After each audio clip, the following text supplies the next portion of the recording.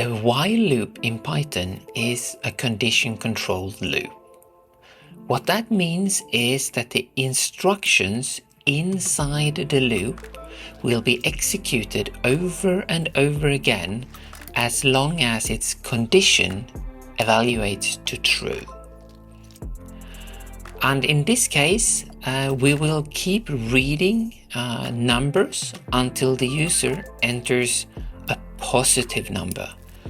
When the user inputs a positive number, we keep going to false, meaning that the next time we evaluate the condition, it will be false, and we will jump out of the loop and continue with the instructions after the loop, in this case printing whatever number the user entered.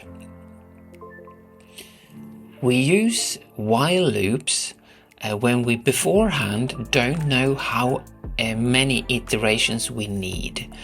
So beforehand we cannot know how many times the user will need to enter a positive number. So that's why a while loop is a good fit in this case.